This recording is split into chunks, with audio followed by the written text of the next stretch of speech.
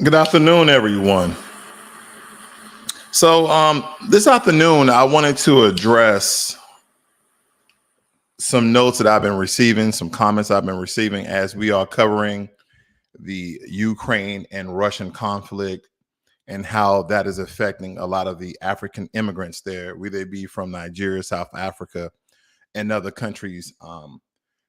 And I think what's important in this discussion, ladies and gentlemen, that I know a lot of times when we make titles for videos, we speak about these particular issues. They may seem divisive.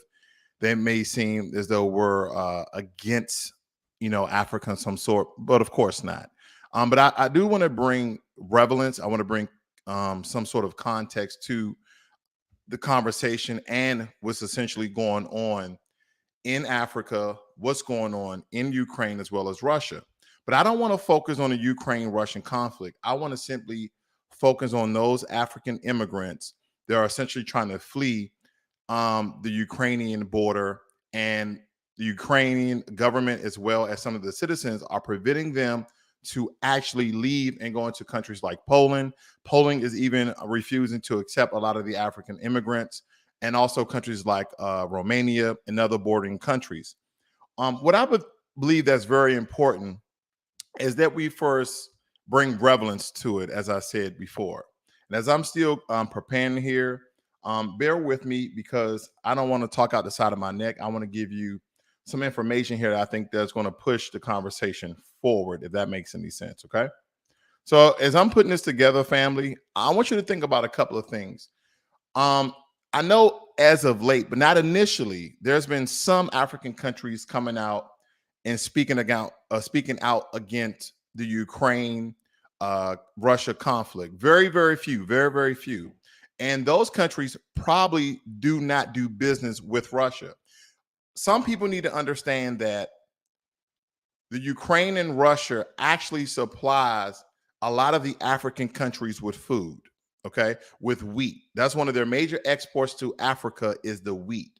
Of course, after Ukraine and Russia, another European country has stole Africa of many of its resources. Now it's trying to give back, but for a price, of course. So I want to put that to the forefront and for you guys to have and think about that as I'm still prepping here, because I think it's very important that you guys understand where I'm going at with this. Okay. I really want you guys to understand where I'm going at with this. And I really think this is important for me to cover. I think that this is very important for you guys to understand. Now, first and foremost, let's look at some of the headlines of what's occurring right now. And as we look at these headlines, I want you to really think. Black immigrants choose Ukraine for quality of life, education, but war leaves them fearful. Africans say Ukrainian authorities hindered them from fleeing. That's what the Africans are saying, that the Ukrainian authorities, government, hindered them from fleeing. Also, Africans say Ukrainian authorities hindered them from fleeing. Open the door or we die. Africans report racism and hostility trying to flee the Ukraine. Now, and again, you haven't noticed really any African countries coming out speaking ill about Ukraine as well as Russia, because again, one of the number one exports to Africa from that region is wheat, which feeds a lot of people. So let's bring up some other things. We're just going to flash through a couple of things. I want you guys to really build with me here. I want you guys to really unpack this the way I looked at it. So as I'm looking at this, I looked up Ukraine's GDP, which is $155 billion. I looked up Nigeria's GDP, $432 billion. And I looked up South Africa's GDP, which is roughly $302 billion. The reason why I bring this up, family, is because as I'm following India students that are over there, essentially just like the just like the African students for medical school, engineering school, those STEM degrees that they're trying to receive over there in the Ukrainian region, where it be Poland, Ukraine, Romania, etc., but in Europe as a whole, what I'm seeing is thousands of African immigrants are stranded and also prevented from leaving the country. And the question I have is, why isn't there any African countries speaking out against this very, very publicly and fervently? And what are they not doing versus what are they are doing? So again, I haven't heard anything or saw any large news lines of Africans sending support in large numbers, but Indians are. They have got with their local and national airlines, and they are extracting Indian students and Indian citizens on a whole. I haven't seen that from Africa. So then we come full circle. What am I getting at? What is this discussion is really talking about? So I go to my comment section, and then we're going to come back to Ethiopia a little bit later because I know there's a lot of divisive talk that Ethiopians and Somalis talk about Black Americans. I'm gonna be just a little bit divisive, but that's okay, right? Some difference, a little bit of pushback. But I want to bring some context to the conversation. This is from a Nigerian, and this is not the only comment I have, but this is the only one that I'm willing to share. Let's just say that. But when I was in Ghana, I heard this consistently, this same sort of rhetoric and point of view from the Africans that live inside the country. Okay. I'm currently living in Nigeria, and I'll say this: it's normal for people to prioritize their own over foreigners. Okay. The same thing I said on one of my last broadcasts. In times of crisis, right? They prioritize their own citizens over foreigners. Keep that in mind. What pisses me off is the fact that I know for a fact that if the roles were reversed, we'll push white folks to the front of the line over our own people. Exactly. This is what he's saying. This is a Nigerian citizen in Nigeria. He said, you want to see real white privilege? Come to African countries. People you complain about how Africans are treated outside of Africa. Ask yourself why so many people of our people are outside of Africa in the first place. Unpack that for a second, family. Unpack that. Good afternoon, Thurby Swag, one of my good brothers here. You guys go ahead and subscribe to this brother's channel. He's a certified therapist. Nice to see you, brother. But nonetheless, this is a Nigeria with a Nigerian speaking out that essentially in Africa, white people say have white privilege, and in only in their white countries, they have white privilege as well, while they push the Black people, the African immigrants, to the rear, and actually preventing some of them from actually leaving the country. So where is the African support? I see other countries gathering up resources, networking to extract their people and bring them back to their own countries like India. And then the question, should Black Americans care about the African immigrants that are trapped in the Ukraine? That is the question that I have. Should Black Americans care about the African immigrants, aka students, that are trapped and prevented from leaving the war-torn Ukraine?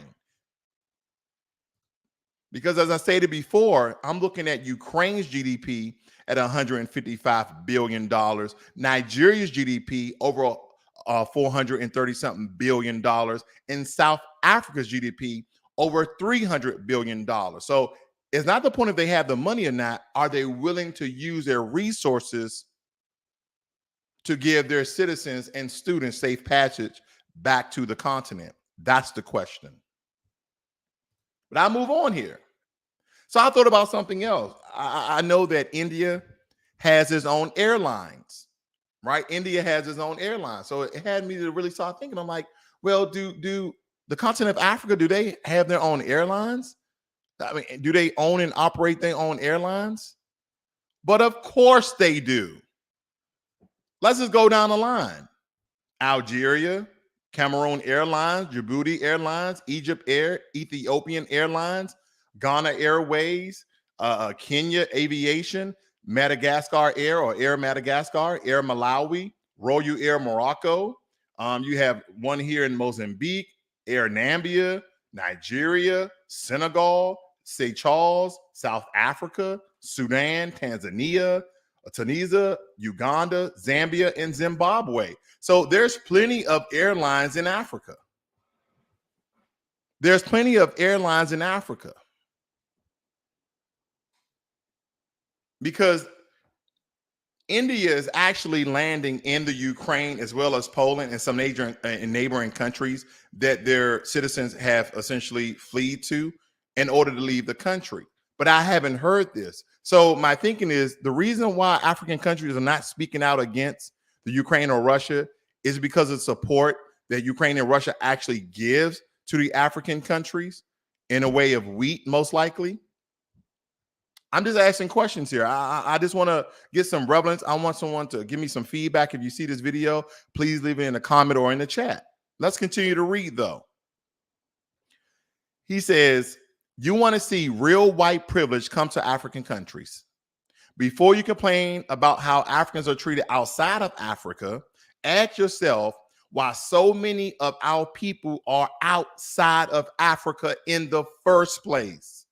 If our leaders were competent instead of looting worse than the colonists, would so many of us be living abroad in the first place? Leave those folks alone. They're in crisis and their people are their priority. That's completely normal. That's not racist. Where are our embassies in those countries doing for our people? Nothing. It's not the world's job to accommodate and protect us. It's not the world's fault that all of our leadership is greedy and steal from its people and leave us with nothing. How Africans/Blacks are treated the world over is a reflection of how we treat ourselves. Deal with it.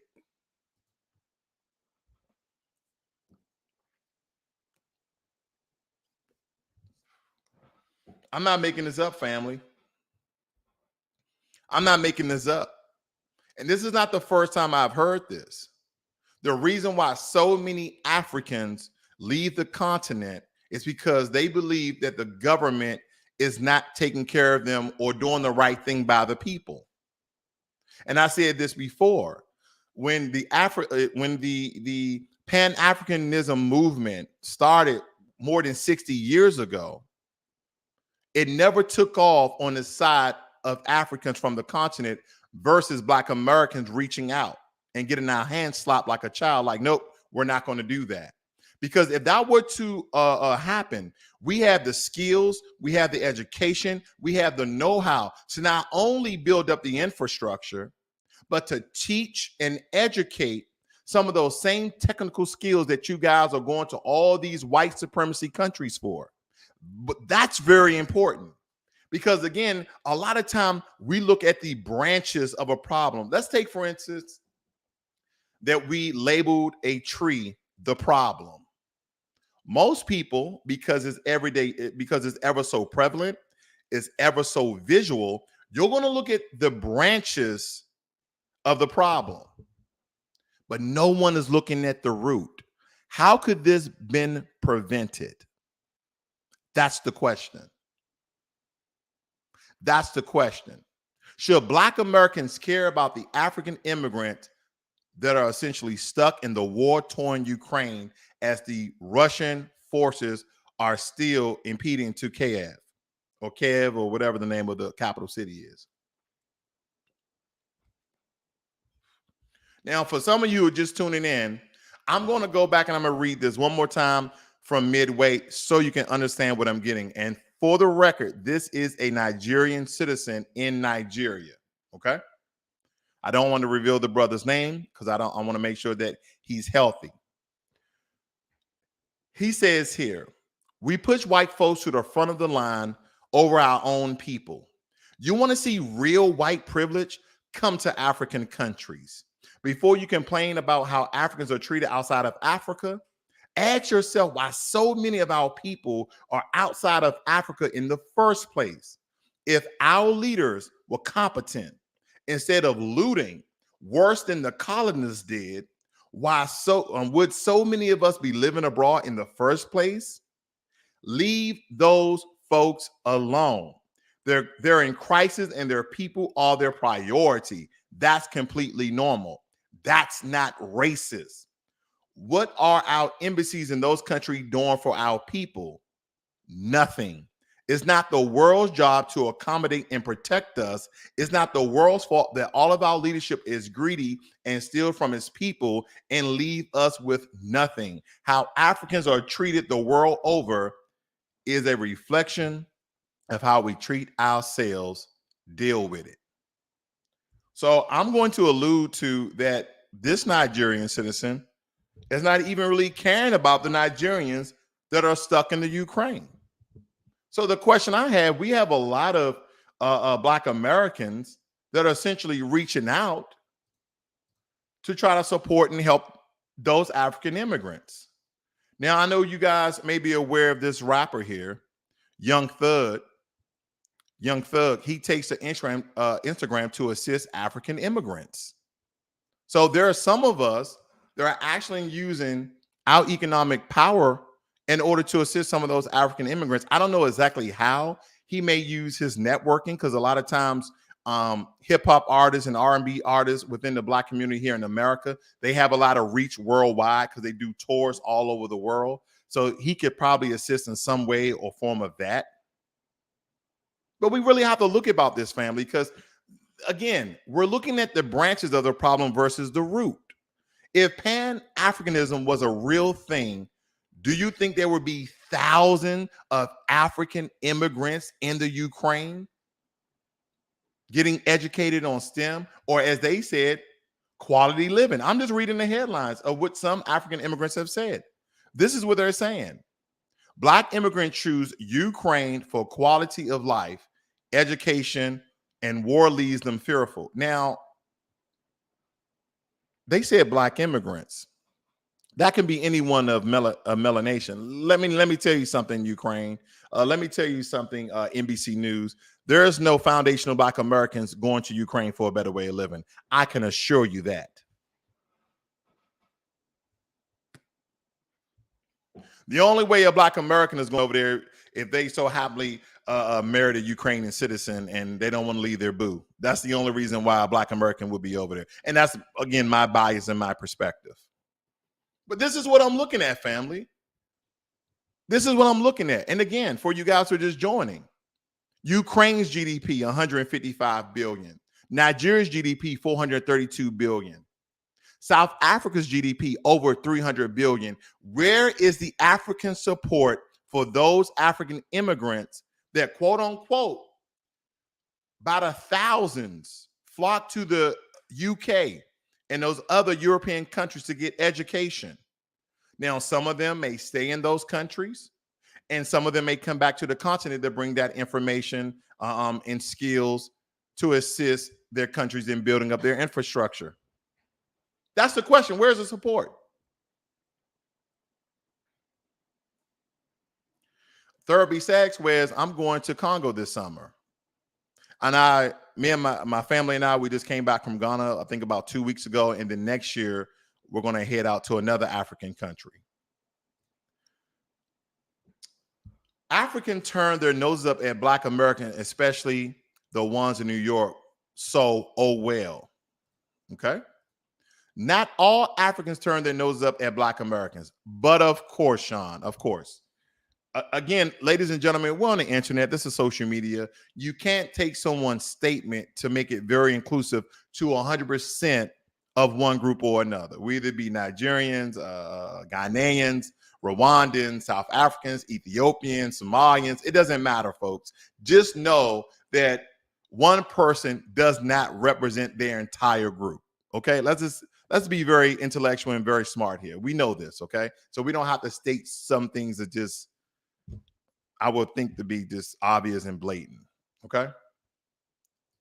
But again, I want to come back to something else before I end here, family, because I told you on my last broadcast that there has been a lot of divisive talk between African immigrants from various countries, as well as foundational Black Americans, descendants of American slavery.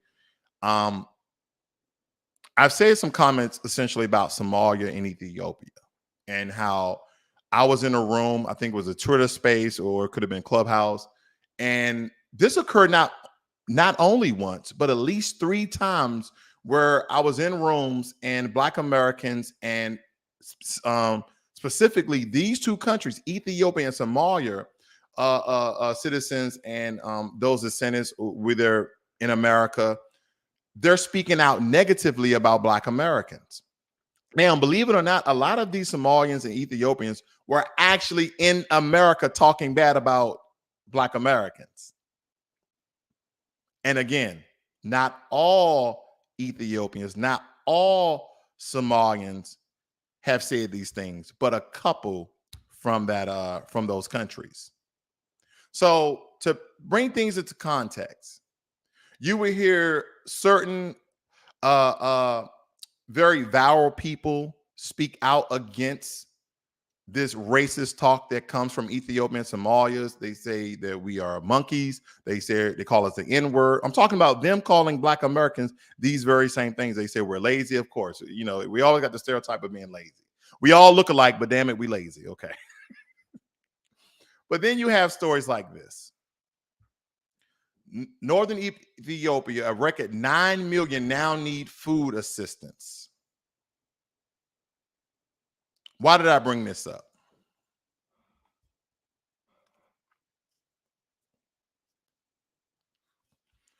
Why did I bring this up?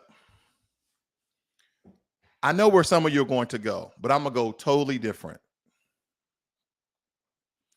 I made a video quite some time ago that Africa is the richest continent in the world with the poorest people.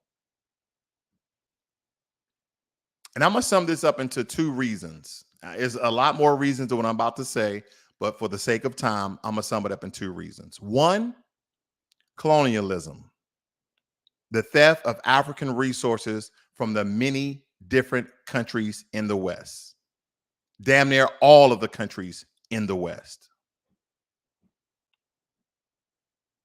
Stolen resources. Number two, African immigrants. African immigrants come to the West, they come to America, the UK, and other European countries, and they stay.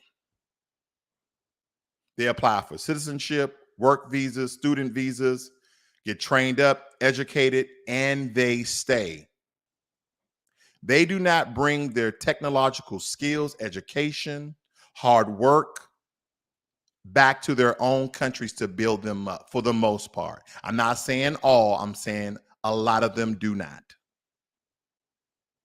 And when I look at this headline from the United Nations stating that a record 9 million Ethiopians need food assistance. And of course, you can look up Somalia. They have the same problems as well.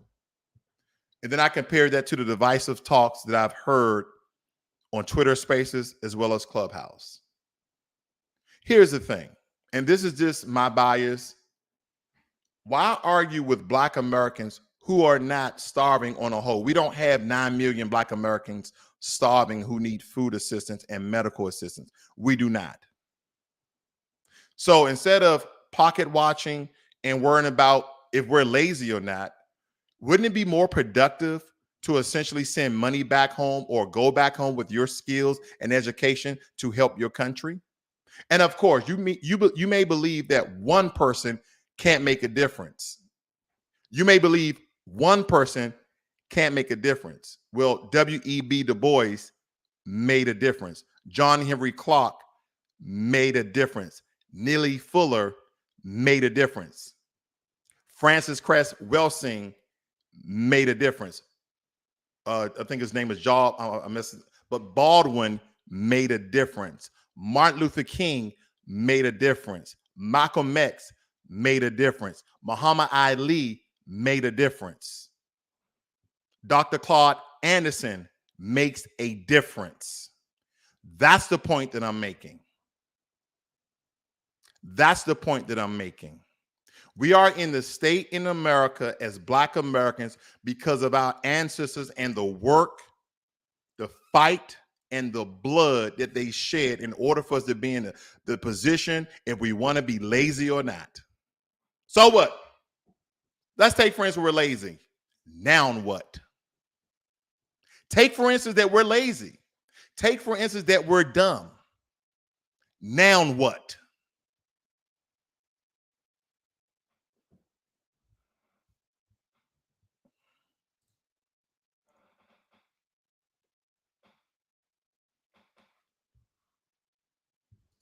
Everything is about perspective and everything is about reality. See, your perspective may be off, but your reality reigns true. When I'm looking at the current situation where those African immigrants, those students, thousands of them, are prevented to leave the Ukraine, the first thing that I think about is, what is Africa doing? Secondly, I know that a lot of Africans, whether in America, the UK, or in the on the continent, may speak out against that. But what are you doing financially to help those immigrants, to help your own country men and women? What are you doing? What are you doing? That's the question I have, because we can be very, very divisive, right? We can get into these social media platforms and we can go back and forth and call each other names, and we can talk about how lazy you are, how war struck in your country is, how poor and how hungry your people are, and you don't have control of your government, and they're doing whatever they want to do with the money and funds that you guys are receiving from the World Bank and the United Nations, and et cetera, and et cetera. But that doesn't solve a damn thing. That doesn't help a damn thing. See, that's the problem. We're time wasting between foundational Black Americans, descent of American slaves, and African immigrants from the many countries in Africa, over 50. We're doing all this rah-rah bullshit and nothing is getting accomplished. If anything, the Ukraine and Russia conflict is showing, it's putting a spotlight on Africa. So why should Black Americans care? Especially when we have people from the continent speaking out against our movement here in America.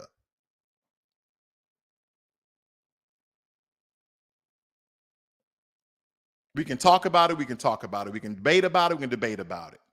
But when does the talking stop?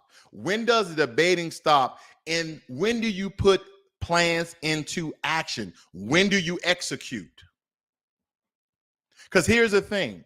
If the government won't help, then all of you African immigrants that are sitting fat, happy, educated, with tons of money in your pocket, figure out a way how to unite and help your own countrymen and women to get the hell out of the Ukraine and get the hell out of Poland.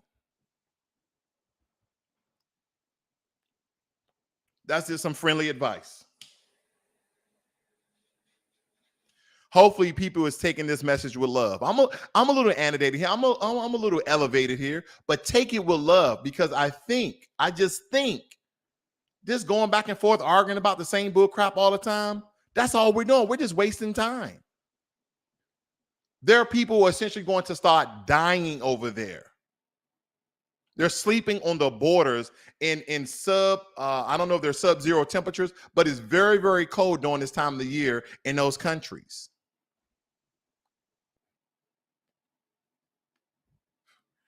You know, and I know, majority of melanated people, no matter where you are from in the world, don't want to be in Europe during the winter, don't want to be in Canada during the winter, don't want to be in places like South Dakota, North Dakota, even in New York. But that's where you guys go. I don't get it. I just don't get it. It's cold as hell up there. That's why I didn't move back to DC. I was like, no, I'm good. Texas get cold enough. Let me read some of your notes. Let's see here. Sean says, usually when Africans travel to different countries, most bring the knowledge back to the continent for better opportunities and even share to others among the diaspora. Okay. Sean said he somewhat agree. Ice Cream says boom. Rudy One says doing nothing. Ice Cream says that all they had to do was simply look here on YouTube to see African leaders shaking hands with Russian and Ukrainian leaders. And that was quite recently. Yes, it was.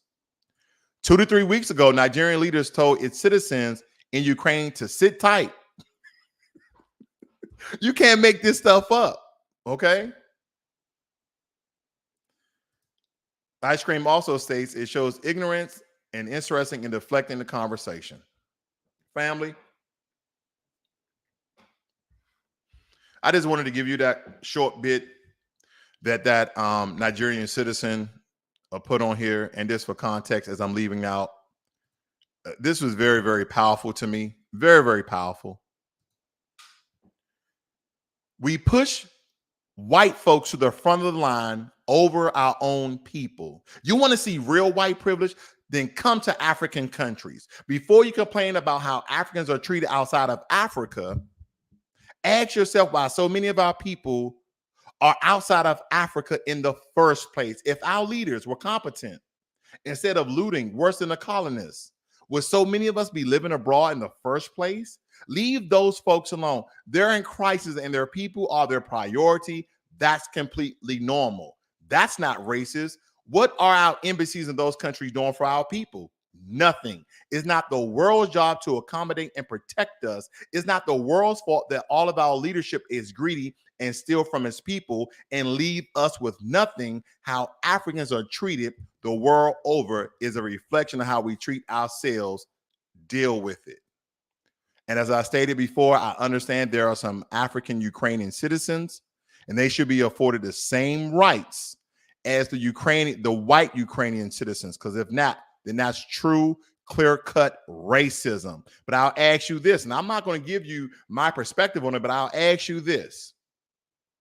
If you was the president of a country and you had 5,000 immigrants from another country, and you were trying to have your citizens to safe passage to another country, would you afford the same prioritization of those immigrants versus your own citizens, or would you try to get your own citizens out first? You guys have a great and wonderful day. I'm out.